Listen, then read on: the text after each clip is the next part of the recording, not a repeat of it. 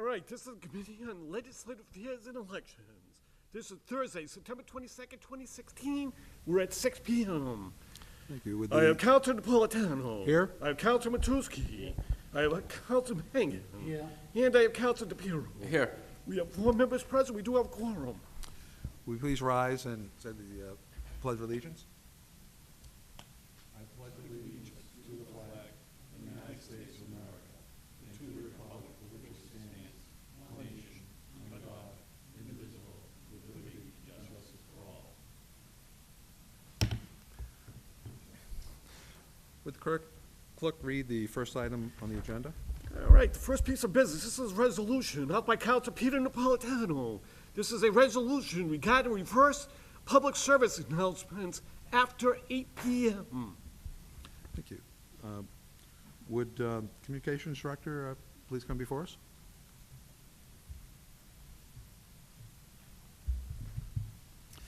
Could you please state your name and position for the record? Tom Philbin, Communications Director in the City of Everett. Thank you. From the chair, we had received some calls this summer over one of the robocalls that went after 8 p.m. Could you provide some information on that, please? Sure. First of all, let me thank you for inviting me here today, Mr. Chairman and the committee members, about the PSA calls. This past year, we made approximately 50 PSA phone calls throughout the year. And we reach almost 14,000 households on each of those calls, so it's pretty effective. Of those calls, one call went out of the 50. One call went out after 8 p.m. That was on July 5th at 9:15 p.m. I can only attribute that to a glitch in the system. It happened once.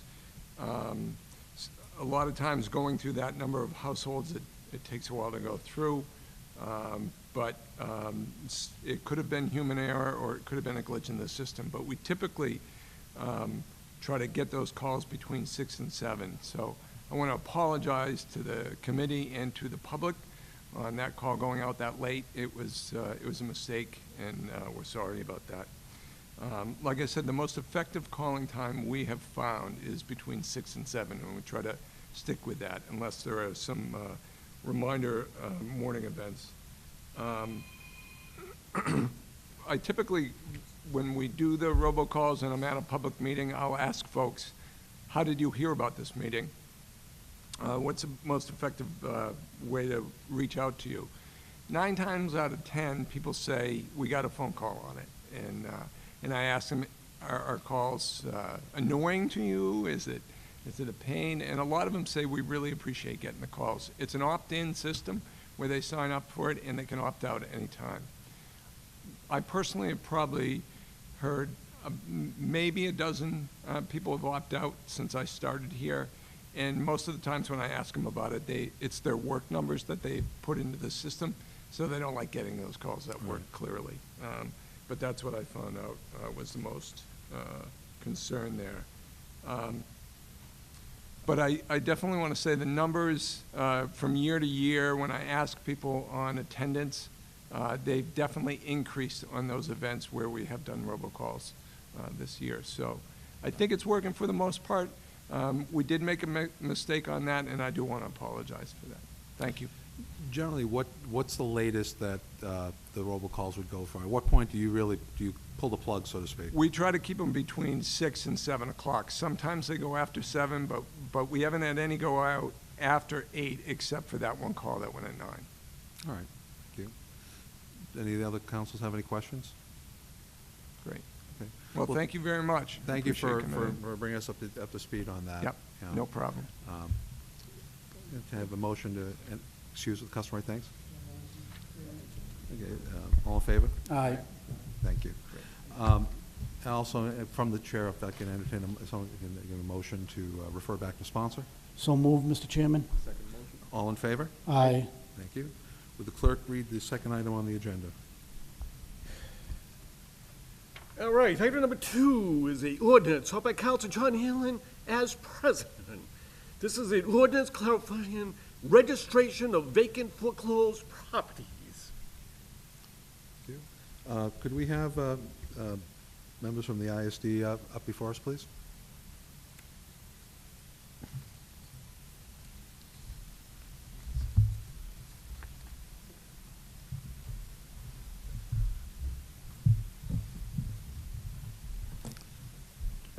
Jim Soper, Director of Inspectional Services. I also have with me Frank Nuzzo, who's the Director of Code Enforcement, and I have one of my very able clerical staff, Kathy Philbrook, who is in charge of the vacant and foreclosed ordinance in my office, and she does most of the administrative work on it to answer any questions that you might have tonight. Great. Any councilors? Councilman DePiero. Thank you, Mr. Chairman. Through the chair, if I may, thank you for coming up with this ordinance, first of all, because as you know, I've been in contact many times with properties as such. My one question is, so essentially, if we run into the situation, banks are included, they would be charged a fine and have to register these foreclosed home and vacant home, and they would be responsible? Yeah. Go ahead, Jim. So just to clarify, this is something that the council has put as an ordinance several years ago, even before I got here. But the reason why we're before you tonight is to clarify this in a little bit a better form, so that we can communicate this to the banks who do pay us most of this money.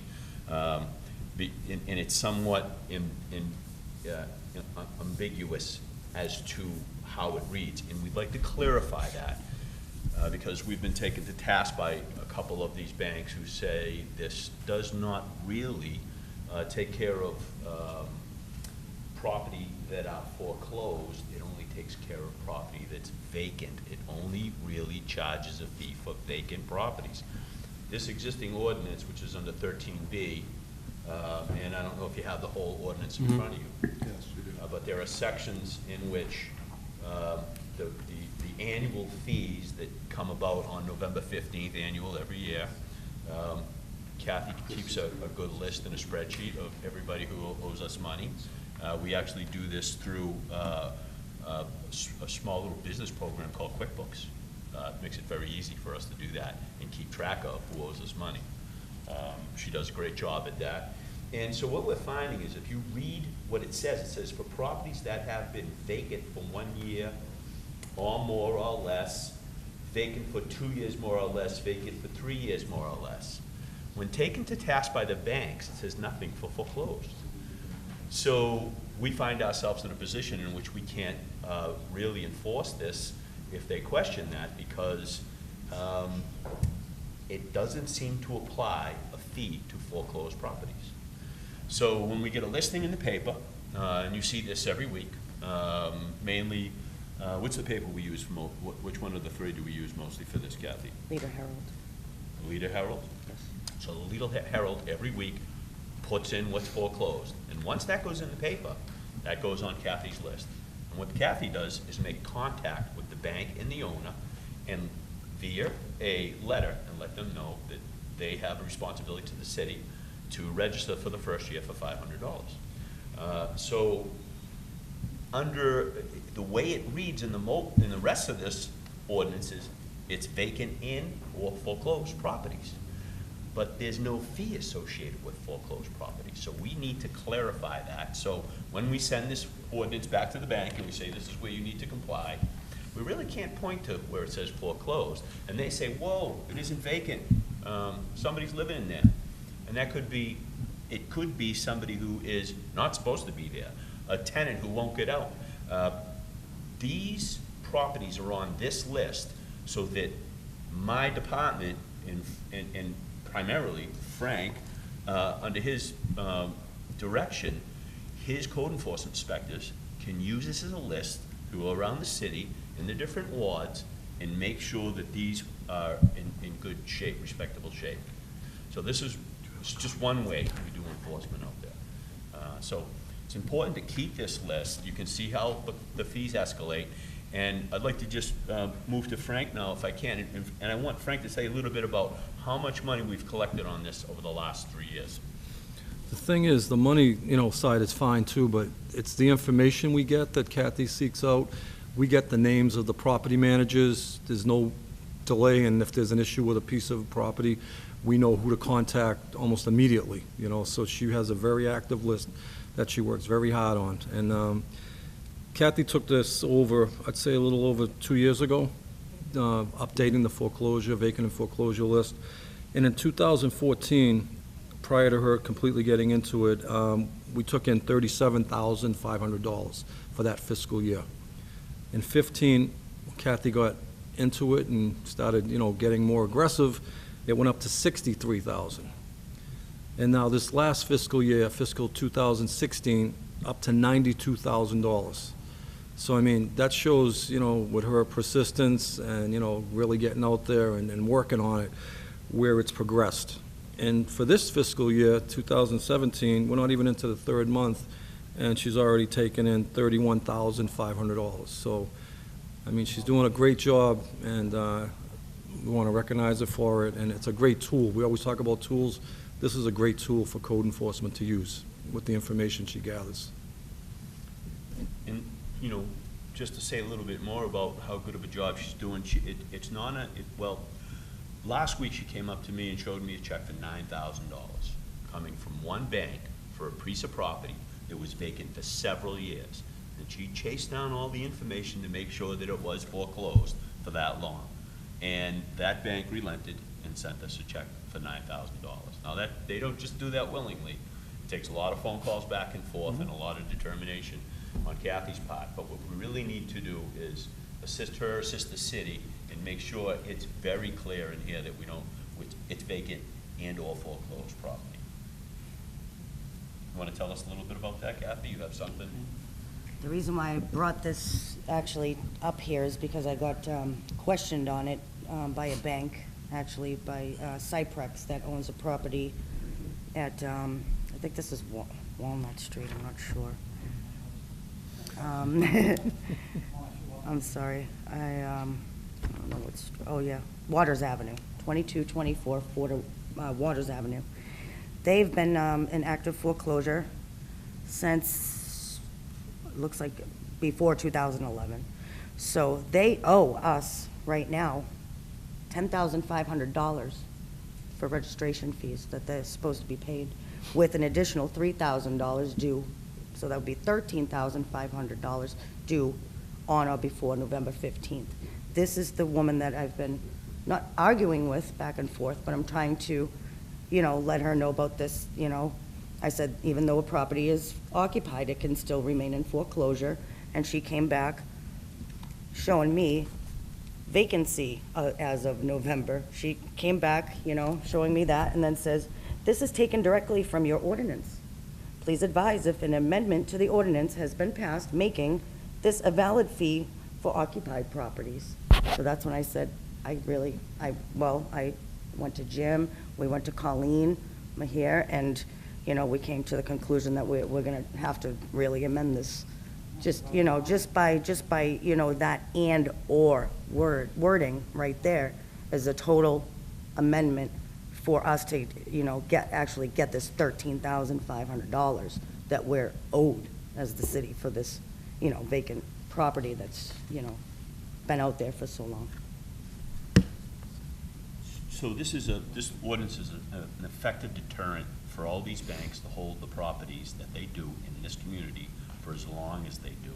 So as it gets on in years, it gets to be a lot of money, and they got to start rethinking in this community how long they're going to leave these properties in foreclosure.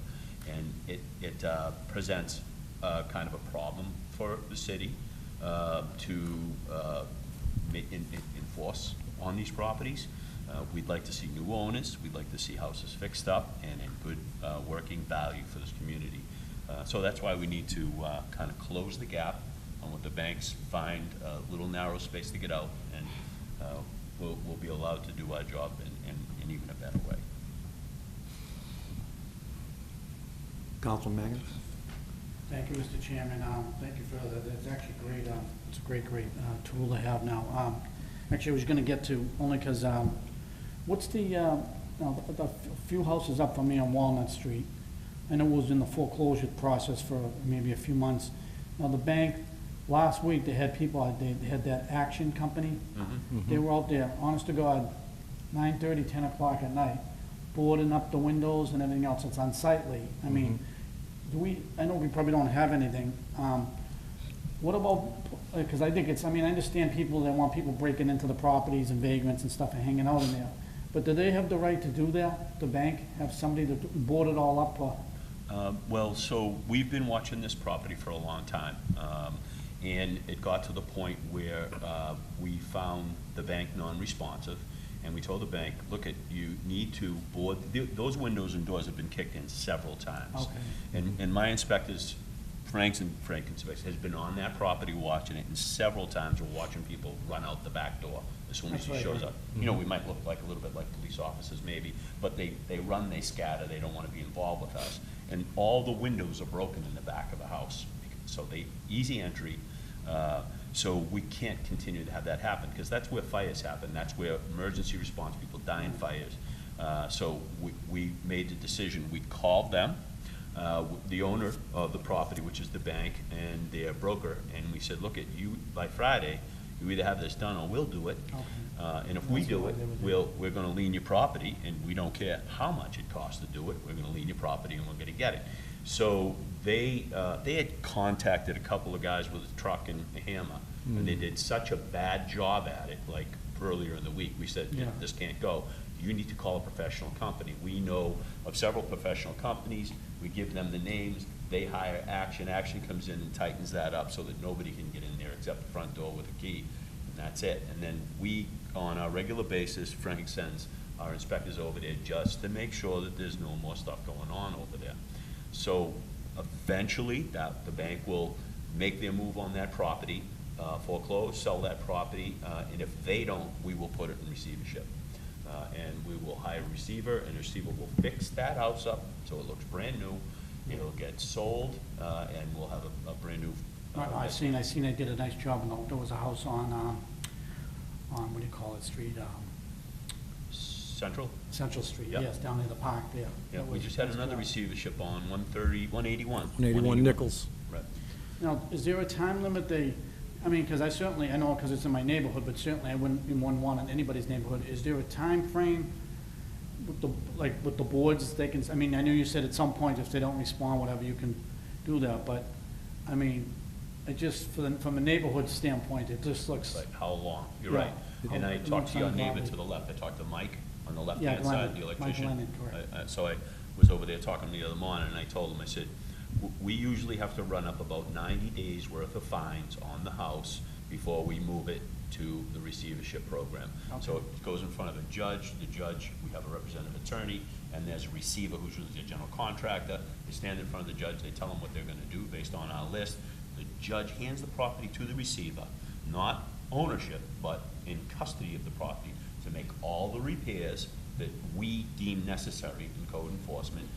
And then when it's all done, there's two options. The owner of that property has the right to buy that property back and pay that receiver what he financed, because he doesn't get any money up from us. He finances $100,000 worth of work, he's allowed to make a 10% profit. The judge knows everything he's spending, he gets a report on it once a month. Once that work is done, the owner buys it, or that goes to a foreclosed auction right away.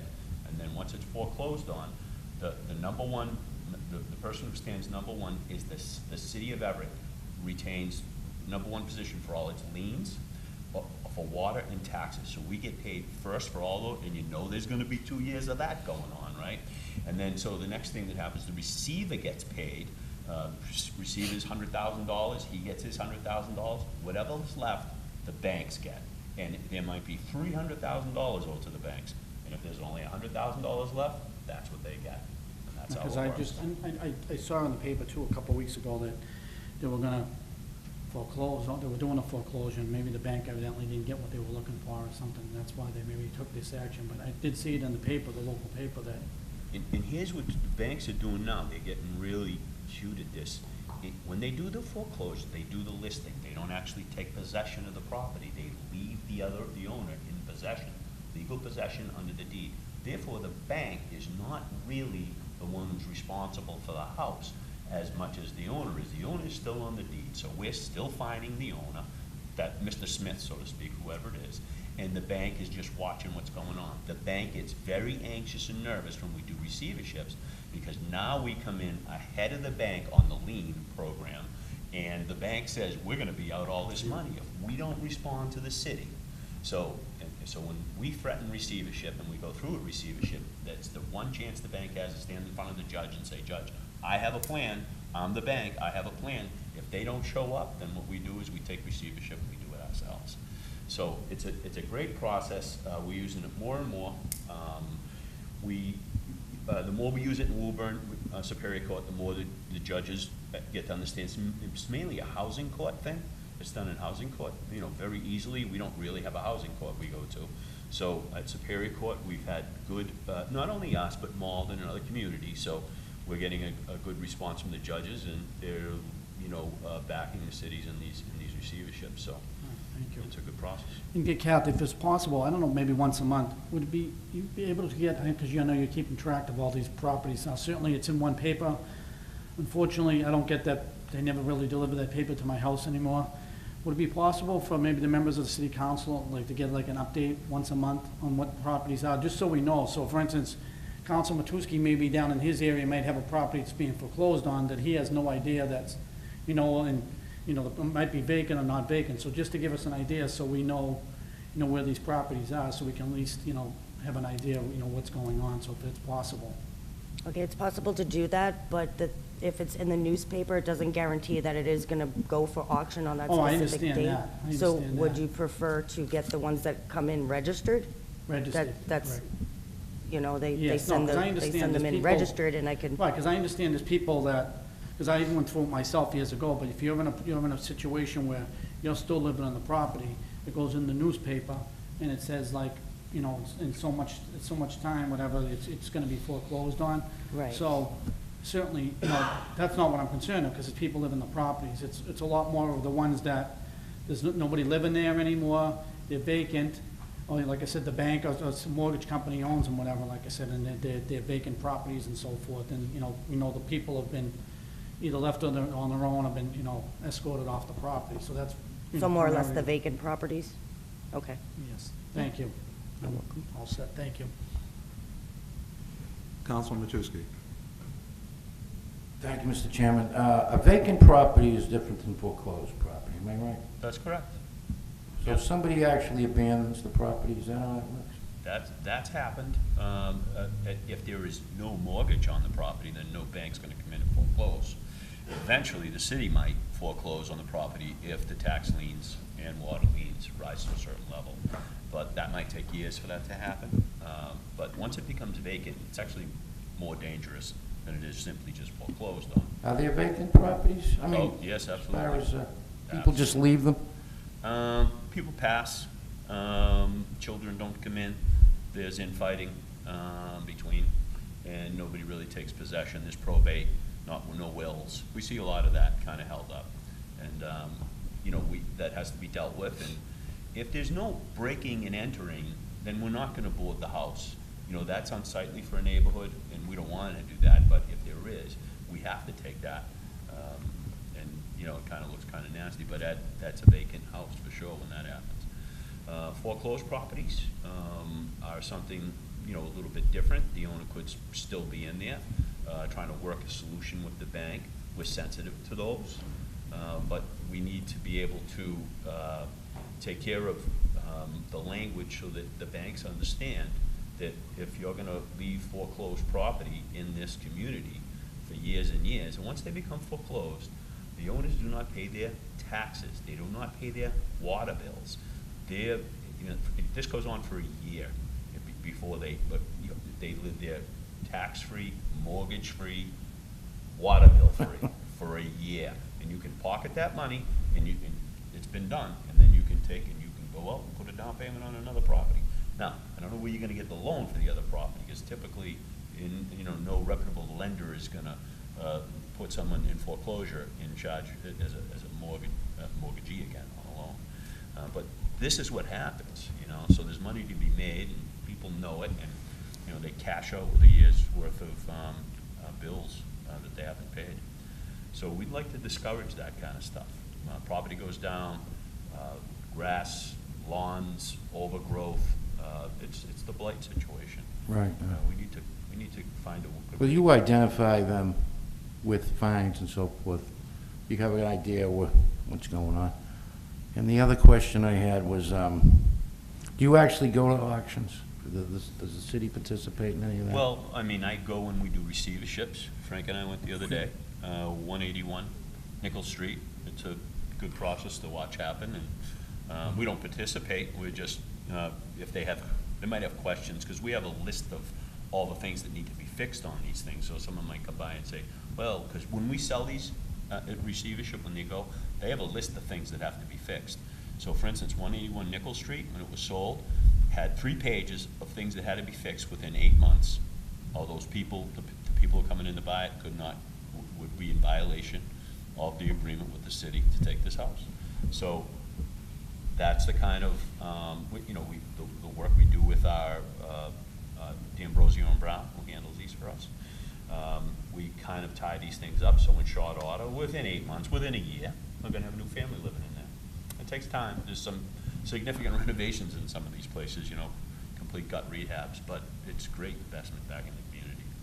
In the event that you have an auction, people show up to buy it, or people don't show up to buy it, and you mentioned earlier that the bank takes custody of the property.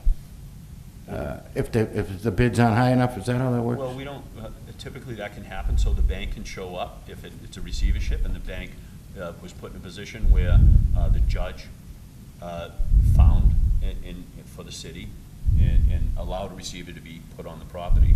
Then at the end of that, when it's going to be sold, then the bank has a right to show up and be a bidder. So there's a deposit made initially. You get a card to do the bidding. If you don't make that deposit, if you don't sign to say I'm going to make a second deposit within so many days, anyone can bid on that. So banks might show up at that point to retain their equity. So not let anyone buy it for $100,000 when it's worth $500,000, so to speak. And that way the bank's out that $400,000. They'll raise the price. But those prices kick up pretty good. That went for 181 went for $315,000, 2-family. It had a legal basement apartment. The apartment was partially removed. It exposed the interior foundation, which was brick, which had all deteriorated mortar joints. Then we could see some of the structure, and the plumbing was really bad. So there was once they get in there, it was like, there's more work than we think here. We're not going to get involved in it. Plus the owner on these things, if the owner kind of threatens at the end of this to hold up the process, you say the owner's not dead and gone. The owner just hasn't abided by my order to fix it.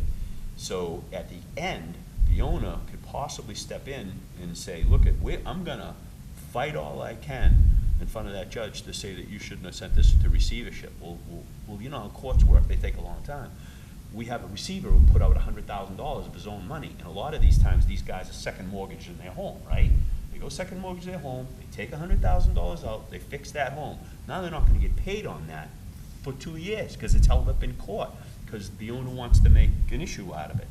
So typically owners just walk away. They're gone. This owner wanted to give us a hard time. Frank could tell you a nice little story about We that. secured that property initially, and she lived in Georgia. She made a trip up and visited code enforcement, asked for me at the counter, and as I walked up, they got bolt cutters and snapped the locks off and flipped them at me and said, here, I'd get you a little present from me to you. Here's your locks back, and I still have the locks in my office just as a little memento. But sometimes you're dealing with people that are like that, She was enjoying getting the rent and living in Georgia and letting the house just fall apart. There was people living in the back, off a back porch we found, not just an illegal basement apartment. Remember, they enclosed that porch. Right. First floor back porch. Unbelievable.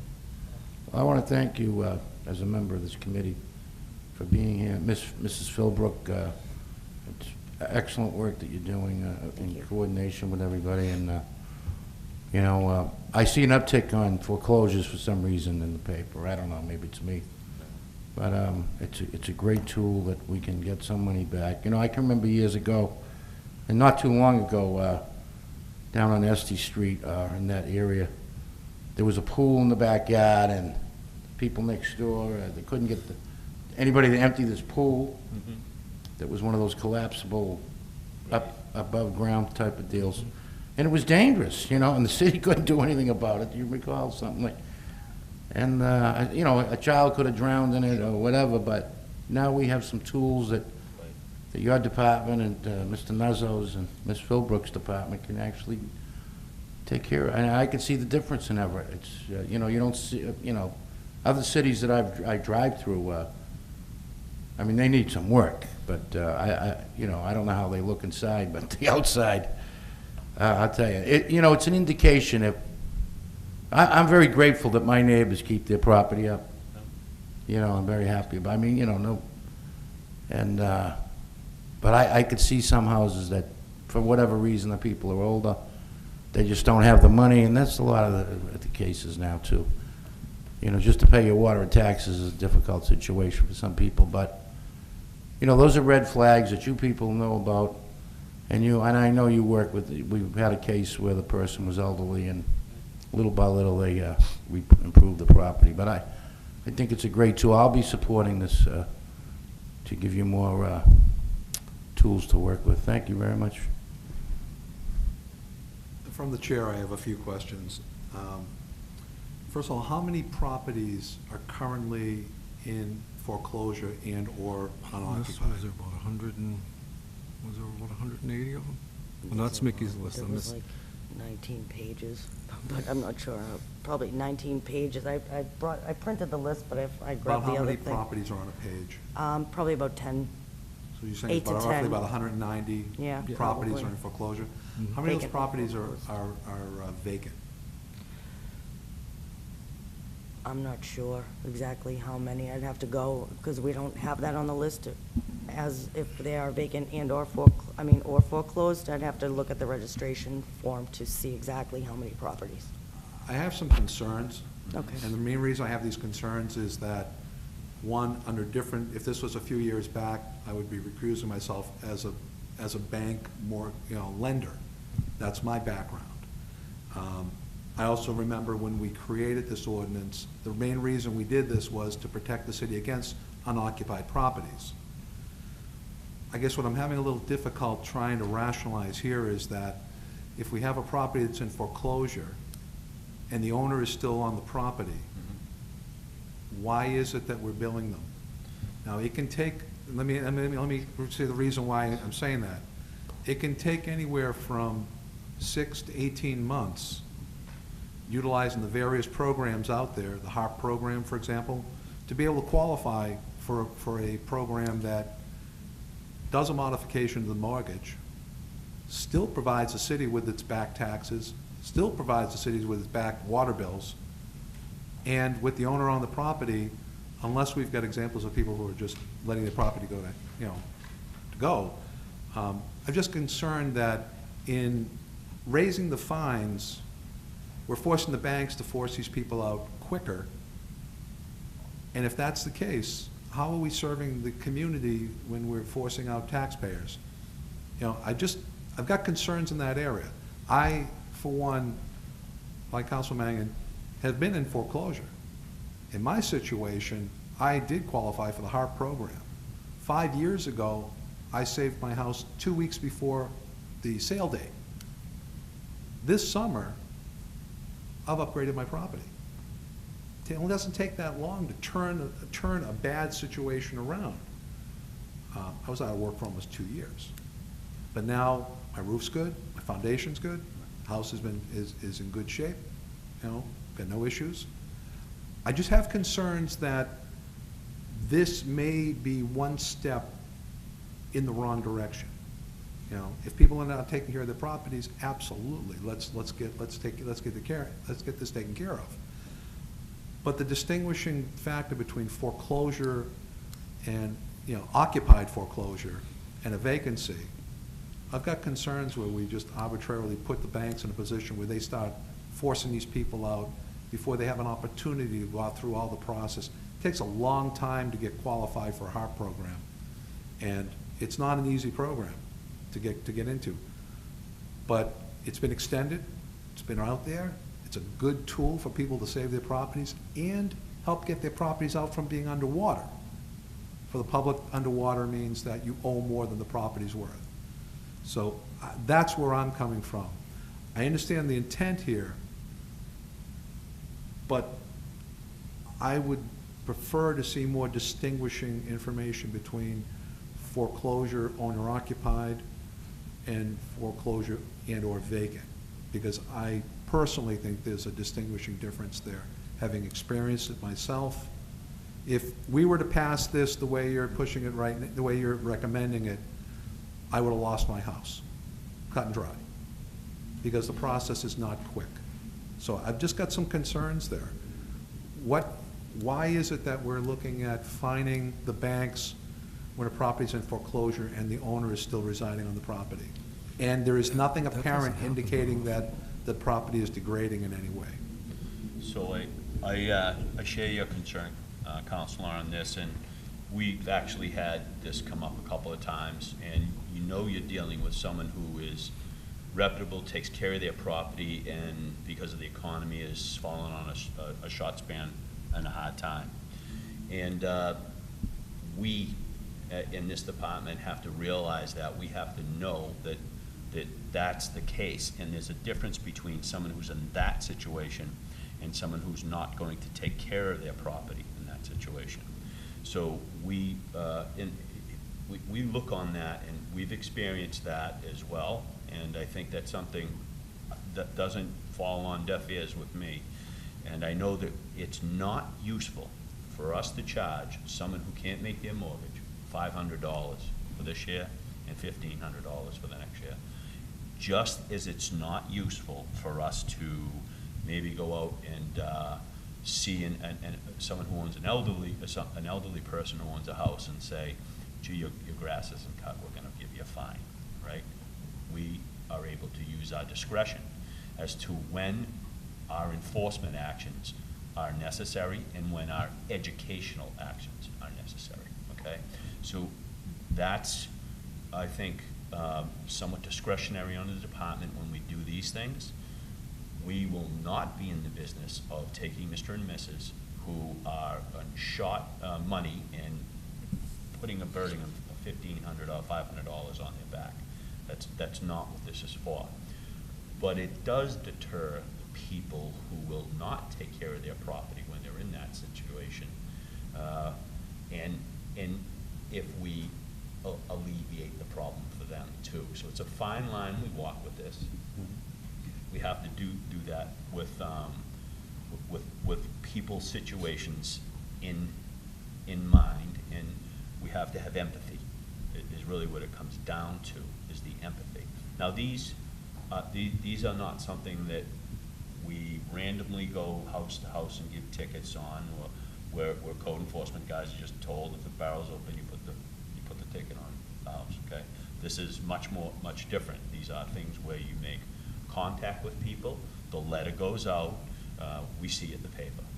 The letter goes out, we get a response back from the people who own the house, and it's in foreclosure, their name was in the paper, and then we have a conversation with them about that. This is how we use this. This is how we use all the ordinances that we're entrusted with at ISD. Not everybody gets a fine. Our main objective is to educate, and then if we cannot make you move in the right direction or push you in the right direction with education, then we have a tool. But this piece is regarding fees to the banks, so I'm not really clear how that applies to why we're here in the first place. The concerns, again, like I said, the ordinances are not written to be discretionary, and they are to some degree, but not to the point where you could say resident A, because you're a 70-year-old woman who can't pay your bill, we're going to work with you, but resident B, who is a single parent with 3 kids, we're not going to work with you. You don't have that discretion, or at least ways the ordinances, I'm not clear where the ordinances provide you with that degree of discretionary. And besides, what we're talking about here is raising the fees. No, we're not. Or correcting some language between, am I misunderstanding something? Yeah, we're not talking about raising any fees. We're let me talking about rephrase. changing the wordage Changing the so wording. we don't have the confrontation that we're going through with this one bank where it says, it doesn't say foreclosure. So the fees have not changed since you Right. put this Okay, in I on the meant books. to- I did see the fees, I Yeah. apologize. I see that that's not what you're changing, it's the wording. And Jim explained it perfectly. I know the discretionary part of it might be a little bit concerning, but once we send that letter out, if you contact us and you explain to us that this is the situation, and we'll work with you. Like Jim says, we try to educate people. We're not trying to hurt anybody. We don't want to see a single parent with children losing their house. We're going to work and do whatever we can. And believe me, I'll give you my word on that. That does not happen. I'm not raising any question about the ability for the department to make discretionary decisions. I think my own experience, I've witnessed good decisions. That's not what I'm concerned with. I'm just concerned about, take for example, this particular situation with the bank that created this. Is that property occupied? That is not that one. The The one on- 88 Walnut, are we talking? The one that the bank pushed back on? Oh, you know, Yes. is it or is not occupied? Oh, the one on Waters Ave? 24, what is that? 2224 Waters Ave, I believe, is to be occupied. Is that where we found the weapon in the house? No, that building is, that's vacant. That's the one on the corner of Waters Ave and, I forget the name of the little street. But that was boarded up probably a year or so ago. And if that's the correct one I'm thinking of. And was the bank pushing back that they were saying that the language was regarding foreclosures, not vacancy? Is that what they were pushing back Yeah, they were on? just saying that the ordinance that they received with the letter didn't clarify that foreclosure was part of it. They just said vacant. And that's where we said we need to add the foreclosure, that's it. I see. And it kind of leads to vacant and foreclosure as being combined. So you have to have one and the other when you read the language. And I'm So- absolutely fine with that.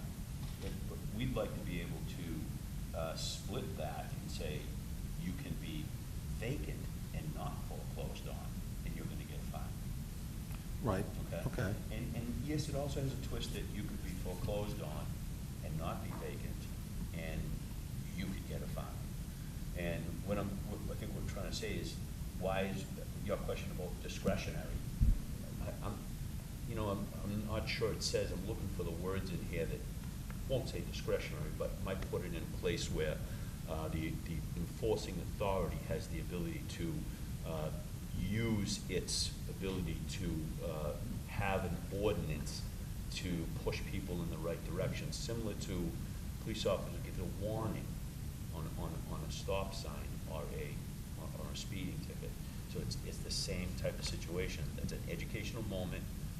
We try to use that as our first method, because it's just not, it's non-combative, there's gonna be little back and forth of angry people right off the bat if you know you're not getting a fine, and maybe you listen to it a little bit about how the barrel should be placed and mattresses shouldn't be on the sidewalk all day, things like that. And so we need to encourage, we need this to encourage that education for some people, and we need it to put the banks on notice that they're not gonna twist our words in our ordinances, and we're going to be able to, whether you're vacant, whether you're foreclosed, whether you're both at the same time, we're gonna be able to make sure you're moving that property along in this community. We need the tools. If I can add too, we don't, all these properties that get on this list aren't from the newspaper. It's from the inspectors making observations, overgrown property, papers accumulating on doorsteps. You might not even know it, the house right beside you. I mean, some people don't bother with their neighbors. The house been vacant for a year, and then we look into it. People have walked away from it for some reason. And that's how probably more properties are discovered than the newspaper. Just observations. But again, anybody that's in a house that's having a hard time, we'll work with you. It's not gonna be an issue that we're after the money. We'll work with you, definitely. No, I think it's great what you're doing, and I don't really want to send the wrong message. I mean, I'm aware of several properties in my own ward that were just garbage 20 years ago, 25 years ago, that have been worked on and are perfectly viable now, and it's just good for it's so good for the overall community. I guess the main thing, which one of these is the ordinance? The ordinance is the one in your right hand there. Right hand. Yeah. In looking at the amendment, it states to strike out paragraph 2 and insert the following. See, now the following is strictly about fees. So But I hope you can understand where my confusion can be. Absolutely. Yeah, and it looked like it might be increasing them, but it was just, Comparing them, I see they're the same. right, but they are.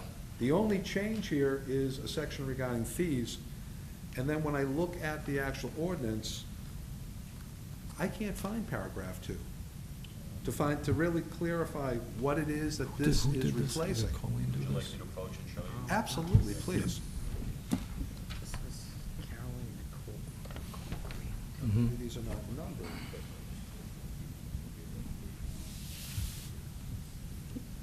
But where's the where does it identify paragraph 2? Because that's what the amendment is requesting. These are subsections.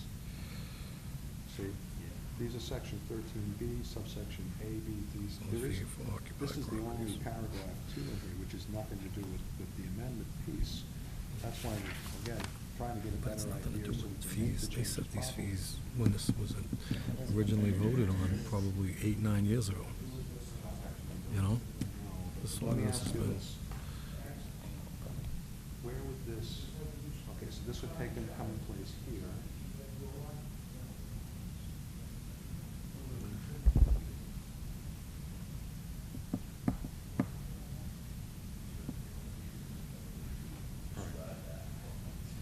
If I could ask the members of the committee to just take a look at the two documents. The section is not clearly marked. Do you have copies? Take a moment to read on page 2 of the chapter 13B section. On page 2, toward the bottom part of the page where it says the annual registration fee shall be, down to where the last dollar amount, which is $3,000 for 3 years or more. If you could read the section in the piece and then read the section in the amendment, so you have a clear understanding of what it is we're actually being asked to change.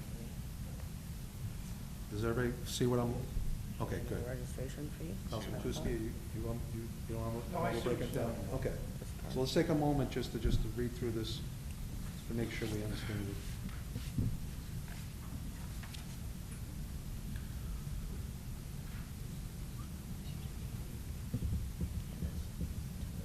It's the same thing. Oh, wait, I see. Okay, I see. Okay, so the correction on this then, if, again, so we can be clear, is that it's strictly in the fines where it's now saying been vacant and/or foreclosed. right. So that's really the only thing we're looking to amend. That's the on key this. to it all right there. Okay. That clears it up. Thank you. That's all I wanted to do, is make sure that we came back full circle to what we had in front of us. Absolutely. Okay? I just want to add one Say thing. another question, Councilor please. Mangan, you brought up about the plywood over, that does look unsightly. We've actually worked with some of the property managers in the bank and asked them to paint over it to have it blend into the color of the house. And we'll reach out to the property manager of that property to ask them to do that there. All right? Yep. Before- Gentlemen, folks, do you have anything else you'd like to contribute? I do. Please. Just, one of the recent vacant properties we found was because one of the neighbors had complained that there was a dumpster in the driveway on Partridge Terrace. And it was, rotten food and things like that. And I had one of the code guys drive by there, and that house is actually vacant as well. So we're trying to find, the owner, or, the owner actually says that he lives there, but we can't find him to actually register the property. And without this being amended, I cannot get my invoices out. And, the renewal is due November 15th, so that's why I'm trying to get this kind of pushed, so I know either way to go with this, ordinance. So I can get my Thank you. Thank you for invoices out. clarifying that. Councilmember, thank you, Mr. Chairman, and we have favorable action. Okay, we have a motion to recommend favorable action to the council. We have a second. All in favor? Aye. Opposed? Okay, thank you. We will refer this to the city council with a positive recommendation to make this amendment. Thank you. All in favor? All right, thank you.